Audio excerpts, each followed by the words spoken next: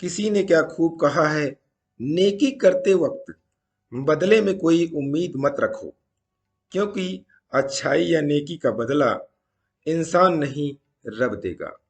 नमस्कार दोस्तों, मेरा नाम प्रेम प्रकाश पांडे है। आज अपने चैनल पर एक नई मोटिवेशनल स्टोरी के साथ आया हूँ। आज की स्टोरी का जो शीर्षक है, नेकी करने का खूबसूरत रूप। आज देखेंगे हम अपनी इस स्टोरी में। तो चलिए, चैनल को सब्सक्राइब नहीं किया है तो सब्सक्राइब कर लीजिए और हम स्टोरी को सुनते हैं। मैं ऑफिस बस से ही आती जाती हूँ। ये मेरी दिनचर्या का हिस्सा है। उस दिन भी बस काफी देर से आई। लगभग आधे घंटे पौने के बाद खड़े खड़े पैर दुखने लगे थे। पर चलो, शुक्र था कि बस मिल गई। देर से आने के कारण भी और पहले से ही बस काफी भरी हुई थी। बस में चढ़कर मैंने चारों तरफ नजर दौड़ाई। पाया कि सभी सीटें भर चुकी थी। उम्मीद की कोई किरण नजर नहीं आई। तभी एक मजदूरन ने मुझे आवाज लगाकर अपनी सीट देते हुए कहा, मैडम आप यहाँ बैठ जाइए। मैंने उसे धन्यवाद देते हुए उस सीट पर बैठकर राहत की सांस ली। वो महिला मेरे साथ बस स्टॉप पर खड़ी थी। तब मैंने उस पर ध्यान नहीं दिया था।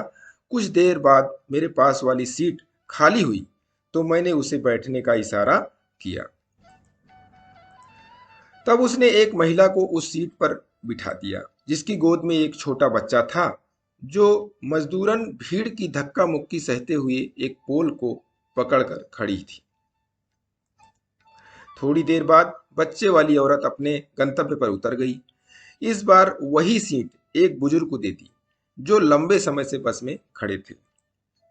मुझे आश्चर्य हुआ कि हम दिन रात बस की सीट के लिए लड़ते हैं और ये सीट मिलती है और दूसरे को दे देती है। कुछ देर बाद तो बुजुर्ग भी अपने स्टॉप पर उतर गए। तब वो सीट पर बैठी।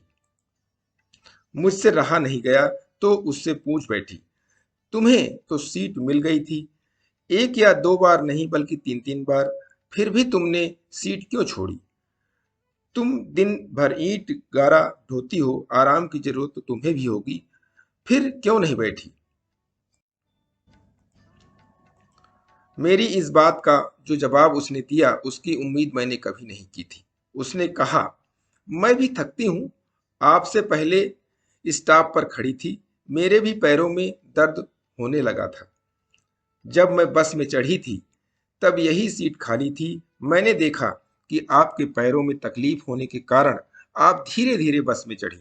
ऐसे में आप कैसे खड़ी रहती, इसीलिए मैंने आपको सीट दे दी।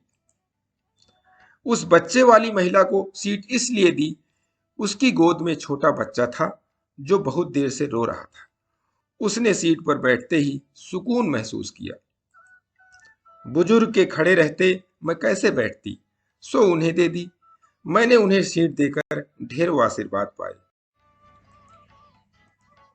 कुछ देर का सफर है मैडम, सीट के लिए क्या लड़ना, वैसे भी सीट को बस में ही छोड़कर जाना है, घर तो नहीं ले जाना। मैं ठहरी ईंट गारा ढोने वाली, मेरे पास क्या है? न दान करने लायक धन है, कोई पुण्य कमाने लायक कोई काम। रास्ते से कचरा हटा देती हूँ, रास्ते के पत्थर बटोर देती हूँ, कभी कोई पौधा लगा देती हूँ। यही बस मैं अपनी सीट दे देती हूँ। यही है मेरे पास, यही करना मुझे अच्छा आता है। इसी को नेक काम समझकर कर देती हूँ, जिससे मन को थोड़ा सुकून मिल जाता है। वो तो मुस्कुराकर चली गई, पर मुझे आत्ममंथन करने को मजबूर कर गई। मुझे उसकी बातों से एक सीख मिली कि हम बड़ा कुछ नहीं कर सकते तो समाज में छोटे छोटे कार्य कर ही सकते हैं। ये मजदूर महिला उन लोगों के लिए सबक है जो अपना रुतबा दिखाने, अपनी प्रतिष्ठा का प्रदर्शन करने, आयकर बचाने के लिए अपनी काली कमाई को दान के नाम पर खपाते हैं। या फिर वो लोग जिनके पास पर्याप्त पैसा होते हुए भी गरीबी का रोना रोते हैं। हम समाज सेवा के नाम पर बड़ी बड़ी बातें करते हैं, परंतु इन छोटी छोटी बातों पर कभी ध्यान नहीं देते। मैंने मन ही मन उस महिला को नमन किया, इससे सीख ली, यदि हमें समाज में के लिए कुछ करना हो तो वो दिखावे के लिए न किया जाए, बल्कि खुद की संतुष्टि के लिए हो। दोस्तों, जैसा कहानी से स्पष्ट होता है कि हमारे पास जो समाज को अच्छा बनाने के लिए कर सकते हैं, करना चाहिए। काम छोटा हो या बड़ा, परोपकारी होना चाहिए, दूसरों को सुख देने वाला होना चाहिए। ऐसे ढेर सारे छोटे छोटे नेक काम होते हैं जिनको करने में हमारा कोई पैसा नहीं लगता। बस अच्छी सोच होनी चाहिए उसे करने की। नेकी कर दरिया में डाल वाली सोच हो तो सब कुछ संभव है। इसी के साथ अगली कहानी तक के लिए मैं अपने छोटों से मिले प्यार और बड़ों से मिले आशीर्वाद और भगवान के सहारे के साथ यही कहना चाहूंगा कि काम तो सभी करते हैं, पर काम करो कुछ ऐसा कि उदाहरण बन जाए।